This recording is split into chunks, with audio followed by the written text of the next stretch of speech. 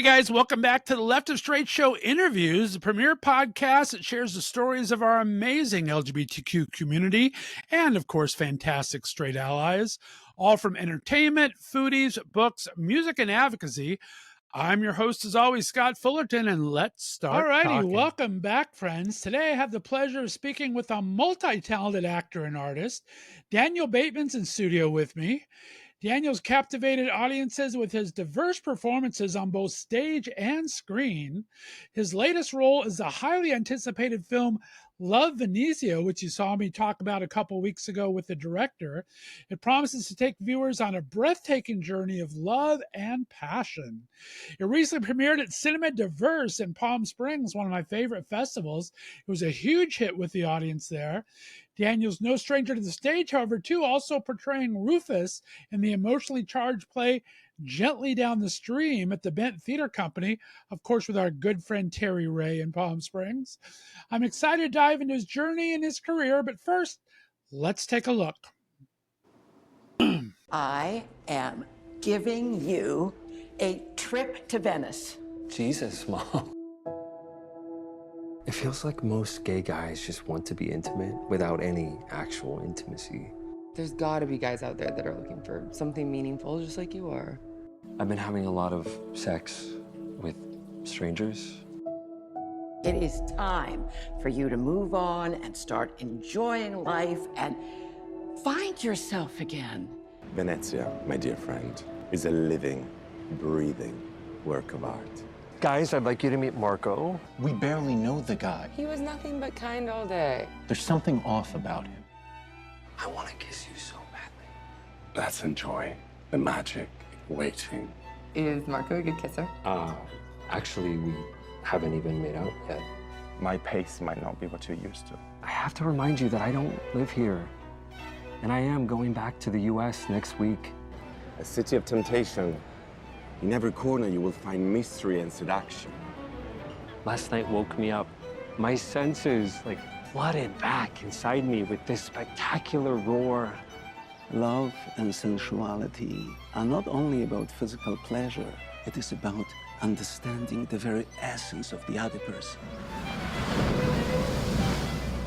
Prepare to embark on a journey of transformation that will forever change the course of your life.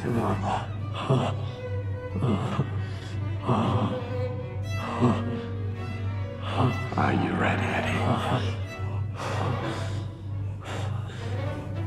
Yes. By the magic and the passion that is Venezia.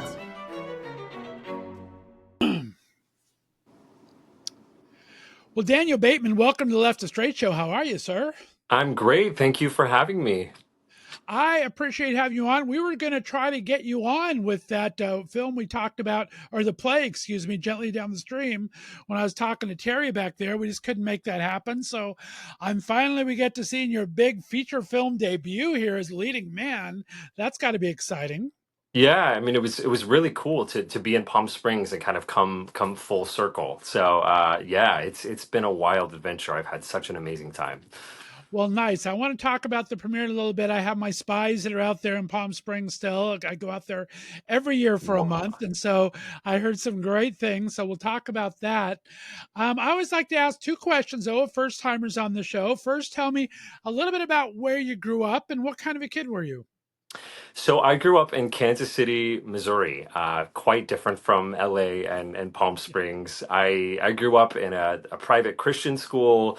That entire process was, super interesting as a young gay kid. And I got into theater because theater was the outlet for me that made sense. It was really the only outlet I had where I saw, gay men who were out and proud, and it was really my first time seeing adults that were gay couples and what life could look like as a gay man and sort of have those role models. So theater for me really was more than an outlet as a kid in Kansas City. It was it was necessary. It was survival. It was my way to come into myself. And luckily I had very supportive parents who let me foster that and continue the path. Oh, nice. I love all that. I love that the community was so open and inviting there in Kansas City as well. That's fantastic. Mhm. And then that's my second question. You kind of touched on it. When did you start coming out to yourself, and where do you feel you started to find that LGBTQ tribe? So it started there in Kansas before you came to LA, and where are you finding your tribe Yeah. nowadays? Yeah, so I really sort of came to terms with it, I'd say, when I was about 9 or 10 years old. I always knew that I was different, and that something just wasn't, feeling quite right. When the other boys were talking about girls, I didn't feel that. And I finally figured out what that meant as I, became a preteen.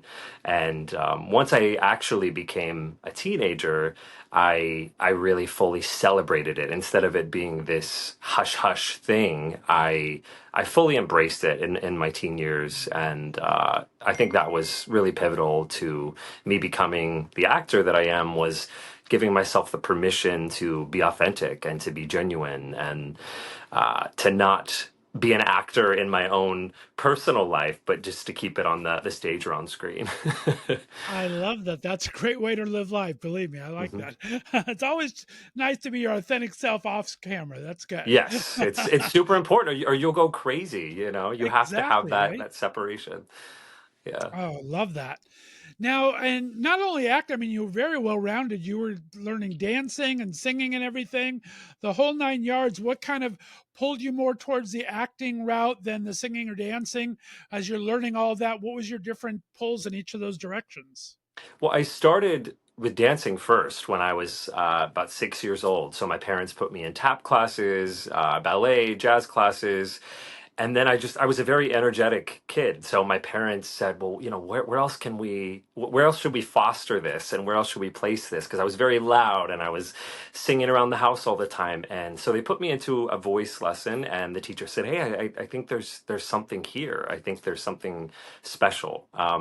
And then that led to an acting class, the following year, and I realized that ultimately was where I found my biggest voice, was the ability to take on other people's lives and feelings. And I was always a very sensitive kid deep down, and so for me, being an actor was a place to really celebrate that, and have that, because I hated that about myself. I was like, why am I feeling so much more than the average person?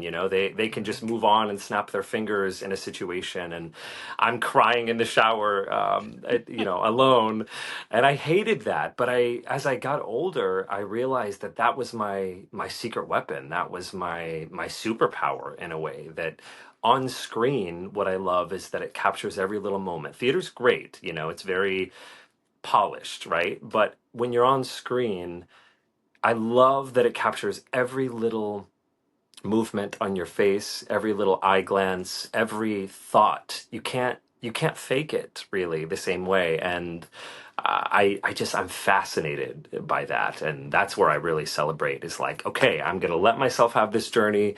I'm gonna put all of my feelings, everything out there, and just let it take me wherever it goes. That's amazing.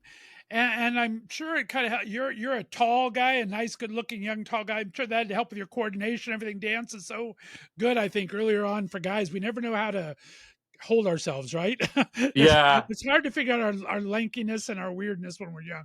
yeah, until we like grow into it as an adult, and then you really celebrate it. But you're right. I mean, when you're a kid, you're kind of figuring that out, and your place in it. And everyone always said to me, do basketball, because you're taller, just do basketball. I don't like basketball. I didn't have fun. I didn't enjoy it. I was always so annoyed by that. I was just like, that doesn't dictate what I do. So it was great to finally grow into myself and blossom into my full being, really. I hear that was me and my friends. It's like, okay, I'll give you golf. That's the only sports ball I'm playing because I don't have to go against anybody else but myself. But I hear Yeah, you on that. yeah. I like balls, just not on the court. There you go. I like it. Good answer. Good answer. Very good. Yes. Well, and then talk about what was your first couple of gigs? Were you more drawn to theater at first? Did you immediately find some roles in television or film that you like? But talk about the early years. What were you pursuing primarily? Well, I mean, the early years, I remember watching The Wizard of Oz. I mean, I'm from Kansas City, and for me, it was like, whoa, there's an association between, where I am and this big dream that I have. So that was really a huge moment, was watching that with my parents and kind of feeling like everything was possible from that point.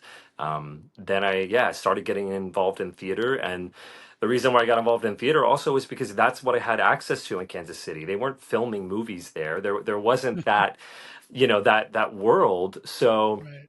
the only way to be an actor was to do theater. And I think a lot of people take that for granted that are in other cities growing up where they are around film and TV and they rack up these credits as a kid because they're around it. I didn't have that access to it. And so I just immersed myself in theater for as long as I could. Did every professional theater in Kansas City that grew and grew and grew until my mom finally started taking me out to New York and LA. And then I started really booking film and TV projects in my teen years. Nice.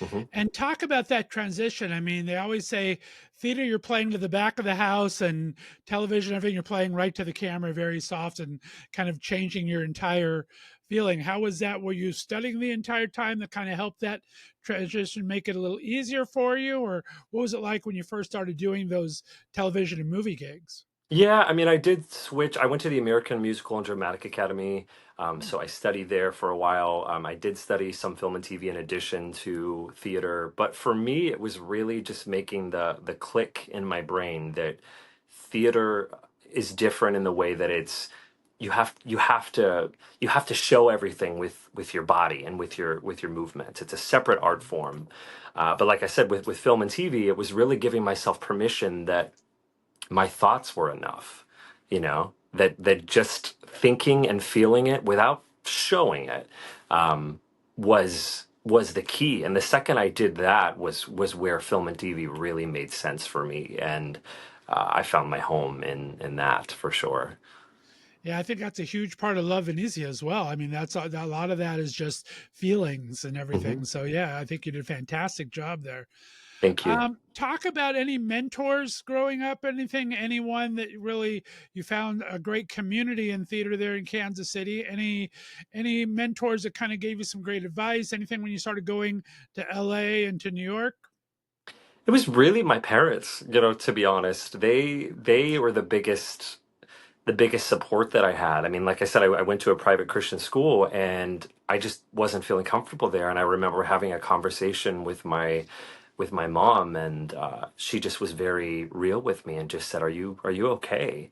Um, she knew I was struggling internally with that, and she took me out of that environment. And I think that's where I really went for it, was because I wasn't bogged down by that feeling that I was an outcast, anymore in this space that didn't celebrate who I was. And so I'm the luckiest person in the world that I had, two parents who completely were behind me 1,000% and let me just be myself. And I have two brothers. I'm the middle boy. We're all very different, but I always said that my parents wanted a daughter, and I'm the closest thing that they ever had. I love that. That's amazing. Yeah. Well, talk about. I want to talk about Gently Down the Stream a bit, because that's where I first kind of came in contact with you. The Bent Theater Company's got such rave reviews, it's doing so well in Palm Springs. There, talk about that opportunity to work on that. How did that project come to you? So I had met with Terry Ray through a mutual friend, and I had seen some of his work before, but I didn't know him personally at that point. I had coffee with him. I heard that they were doing Gently Down the Stream. I was in Palm Springs for a little bit, taking a break from the entertainment industry. I kind of needed that just mentally. I needed to reset, to be in a different environment.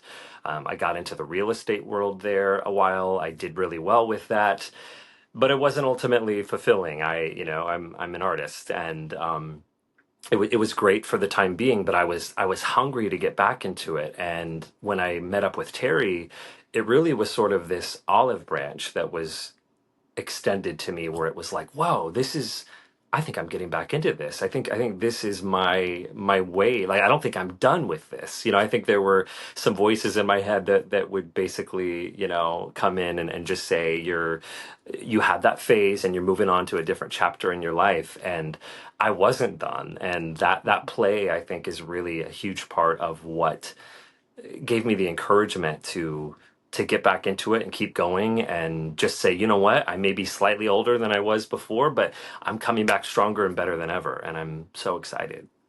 Oh, that's great. Well, Terry had nothing but great things to say about you. Steve is such a wonderful director and actor himself. So I'm Yes. sorry I missed that production, but yeah, had a great rave reviews there as well.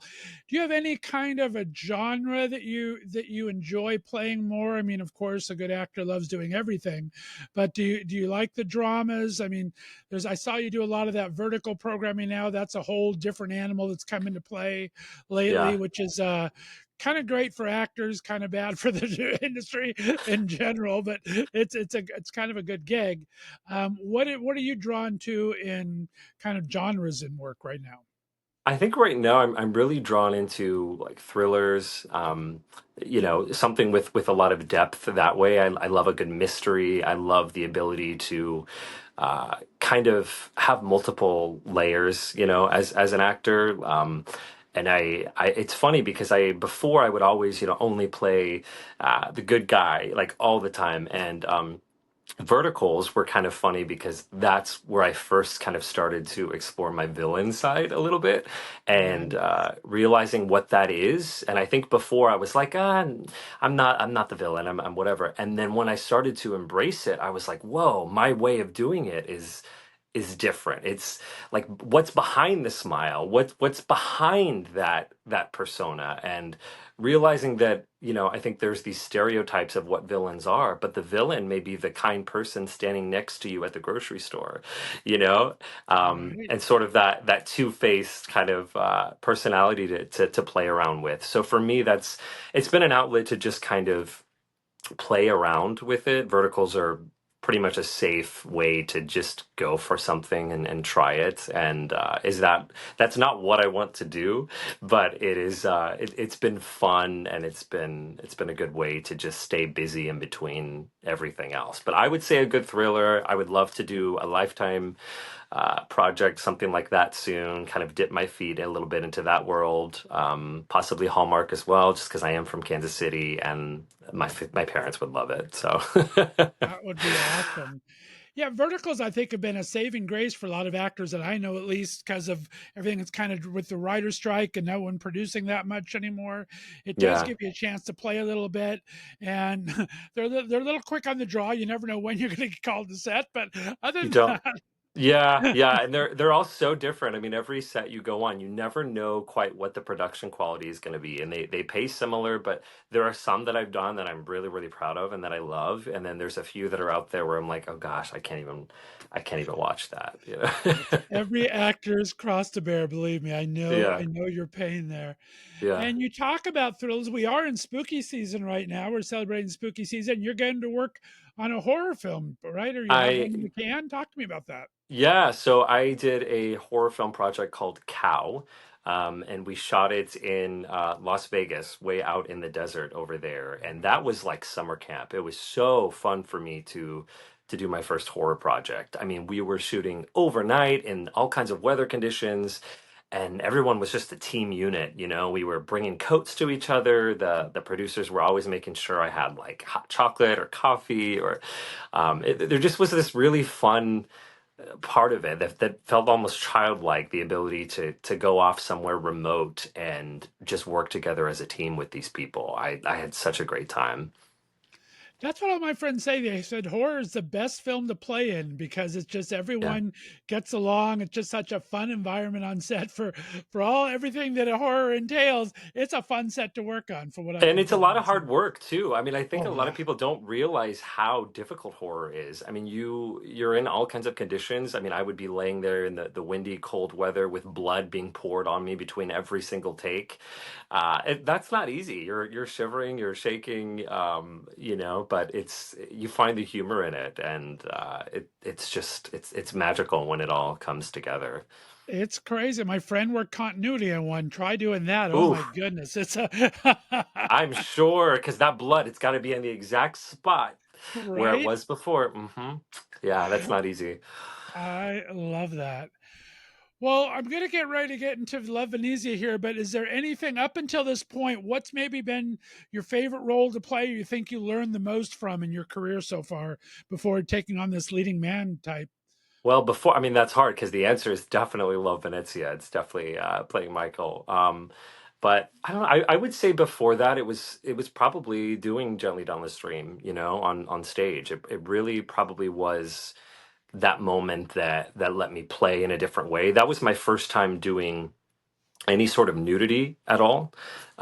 So I think for me that really kind of made me feel fearless in many ways by the end of it, because once I had tackled that, it was like, okay, now everything's a piece of cake, you know? I like that attitude. Very, very good. Well, I mean, Steve Balderson is such an amazing director. His projects are so avant garde in a lot of different ways and different things he does. Talk to me about how this project came to you and what was the audition process like for you? I mean, the audition process was originally, a self tape. So I had sent it in. I had seen it through the breakdowns. There's thousands and thousands and thousands. I just figured it was just, another audition. But I recorded it, and I remember reading the script and really realizing this is different. Like this was special. This isn't something that like, because there's gay projects out there, obviously, but they don't all have the meat to play with all the time. And there was just something so magical about all the dialogue and the ability to go through all those emotions. So I remember I kept reading it, and I was like, this is me. This is like 1,000%. This is me. I have to do this. So I remained persistent. I kept in contact with Steve. I found his personal email outside of it. I stayed in contact with him. I kept telling him how much I enjoyed the script and admired his work. And then we met in person. And when I met with him at the table and we realized that we were both from Kansas, um, it just everything in the world was lining up to make sure that I got to do this. And I'm just so grateful. After that, he extended the invitation for me to do it, and that was it was a little nerve wracking at first because it was.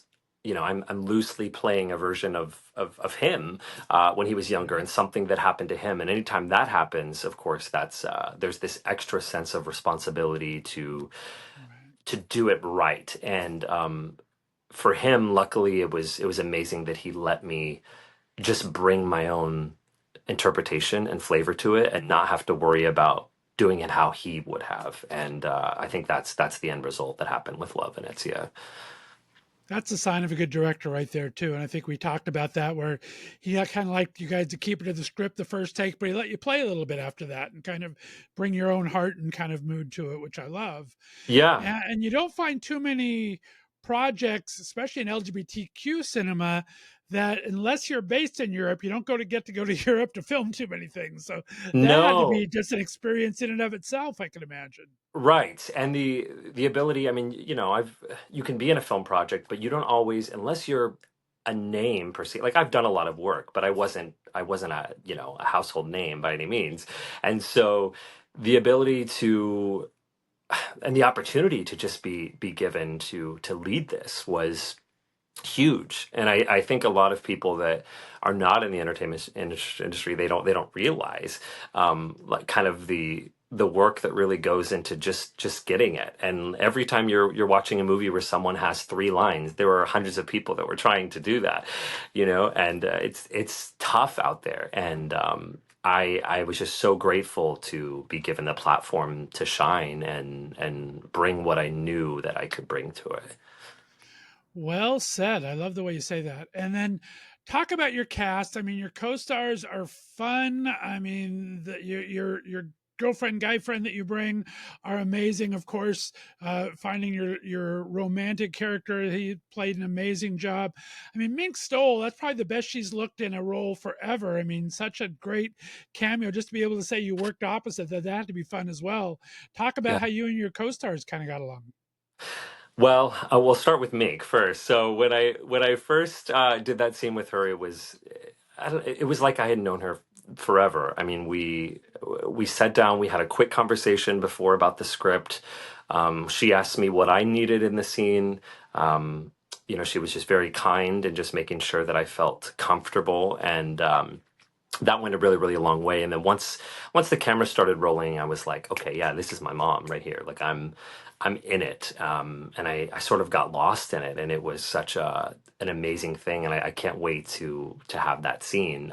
You know, just to add it into my demo reel and everything is going to be so fun. And the rest of the cast, they were great. So Marco, his Alex, who plays him, I didn't meet him until right before we started shooting in Italy. So we had met virtually. We had done, you know, read through things like that, but obviously it's not quite the same thing. Right. And you never know how that's going to go.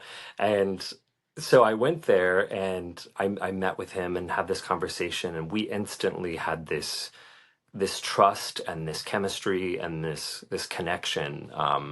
And I was so grateful for that because it really helped us both feel comfortable. It's a very vulnerable, intimate movie, and in every capacity, emotionally, physically. I mean, there's it's everything, you know. It's out there, and there's so much that goes on in your head, you know, before all of that, to just let yourself do that, and it made all the difference to have that. And of course, Zaramak and Susanna playing my friends, they were just, you know, a fun time, and it was very much needed because I would have these very serious scenes all day, and anytime I would look at the shot list for the day and I had a scene with them, it was almost like this sense of relief for a moment, like, oh, I'm going to get a little bit of a break, a little humor break from everything else that I'm feeling. But it was hard because they were able to just laugh all the time, and I kind of had to still remain in that space. I bet.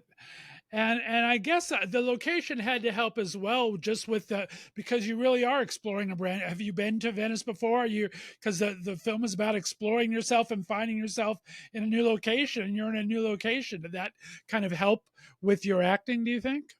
I think in some ways, I mean, it was my very first time in Europe, period. So that was huge. So yeah, there's a lot of real aspects in that, but it's a different thing with the camera in your face and a full crew. Like, yes, it can still help, but can you still do all of that with all of those, you know, distractions and people around, you know, walking the bridges and the boats going by and being able to start and cut and holding that. And I think for me, the biggest key was just letting myself kind of restrain my emotion until the camera was on. And then once the camera started rolling in Venice on my face, like just letting it during those close ups, letting it finally register. That was the thing. Like it wasn't like I wasn't looking around before, but it was almost like I'm not going to fully take this in until that camera starts. And once that did, I think that's why some of those scenes are really, really special, is I'm really feeling what you're seeing. I love it, and they're just so well acted. I mean, you and Marco together, you can feel the tension the way it's supposed to be built, right? You can feel that kind of that first love that we've all kind of felt. Mm-hmm. It's like a first love, right? Even though we've Yeah, had many relationships and everything, you feel that kind of build up of the sure. sensuality, and that had to be such a kind of a great thing to play and kind of go back to the start of it all, right? A new romance is always exciting, and the frustrating part as well.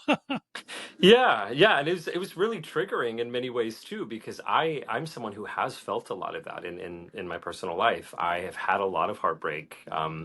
Dating has not always been such a great part of my life. Quite the opposite. And as I said, I'm a very sensitive person, so I could really relate to a lot of those scenes. And um, just that in between feeling where you're enjoying something with someone, but you don't quite know where you stand. and you don't quite know what tomorrow's going to bring. Like this moment's great, but always thinking ahead. And I think that's what was so great about these scenes with Marco, was just being able to be present and reminded that it's not about tomorrow. It's about this bond right now, making our relationship deeper, and just being present and enjoying everything around you. And that's changed my life in many ways, even outside of the film. I mean, I have found that I'm definitely much more just aware of my surroundings in a positive way. Well said. Well, I absolutely love the film, and hopefully, we're going to get it released very soon. It's gone amazing at the film festivals. Talk about Cinemativerse. I mean, Cinemativerse, it's on its second weekend. You were the big closing night film there, kind Yeah. of a big honor there. I had a lot of friends see it, said it was absolutely amazing. What was that like for you to be on stage and be able to talk about this film?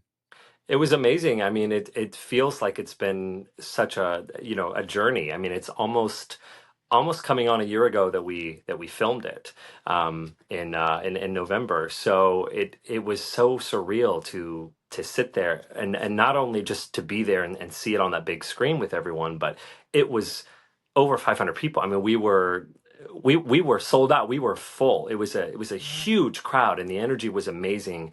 And my parents had flown out from Kansas City, and this was their first time seeing me on the big screen. And that is a moment that I will never ever forget. I mean, it was magical. I mean, we were just in tears. The second that the film ended and the credits started rolling, my mom and dad just couldn't even contain it. They got up and were like, "Woo!" And I just and in full on tears, and then they just gave me this hug and said, "We love you. It's so amazing." And the fact that I was able to share that with them, at the LGBT, film festival, as a boy who originally came from Kansas City, going to a private Christian school, to sit there and have them not only watch it but to celebrate that with me in that way, I've been emotional for days, because of that. It's one of those moments that that you just don't always get. And my mom just kept saying, "You deserve it. You deserve it," just like in the movie that's mentioned several times. And it just it was beautiful. It was just the most epic night, and I'm so excited to see where we can go from here with it after this point.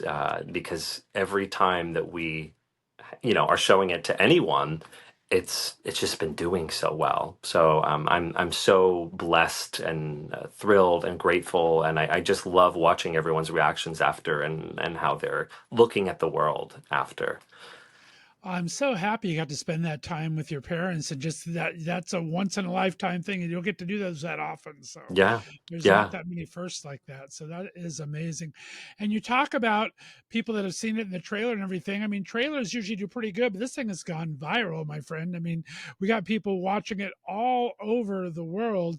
That's got to be kind of exciting in and of itself. Did you expect that? Did Steve expect that?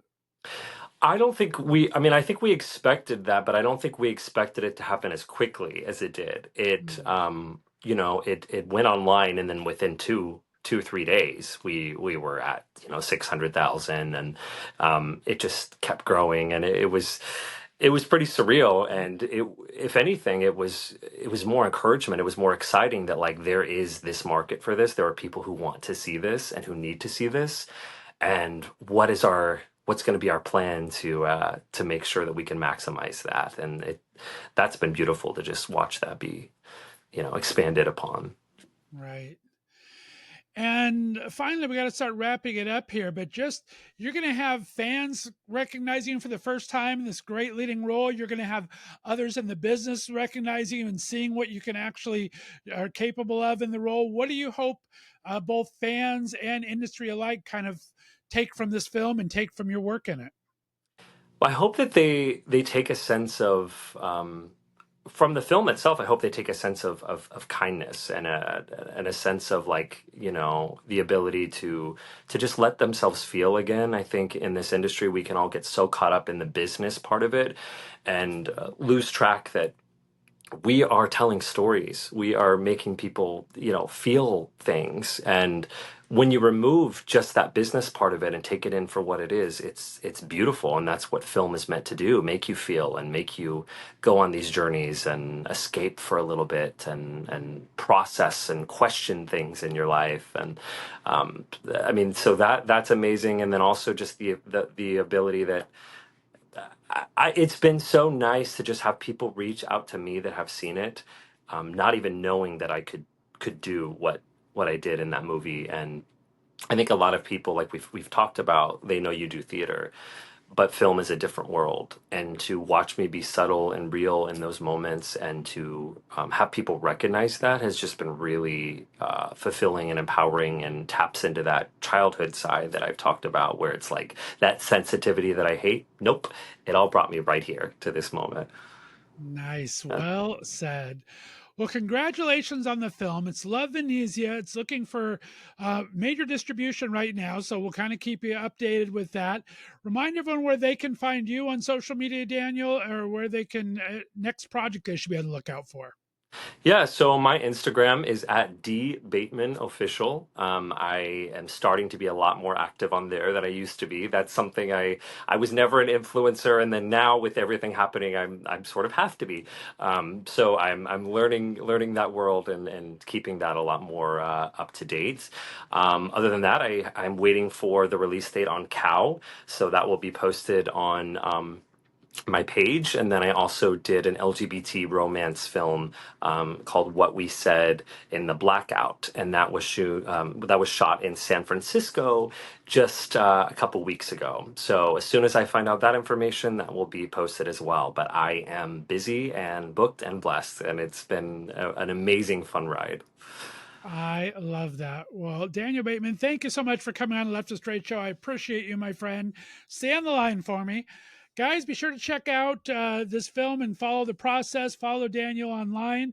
We appreciate you tuning in every week here to Left of Str8 show interviews. We will see you next time. Have a great week, everyone. Bye. Thanks for listening to the Left of Str8 show. Be sure to subscribe on your favorite podcast distributor, and please give us a 5-star rating so more listeners can find us. You can follow us on social media, and be sure to check out our website for contests and other news and information. See you next week.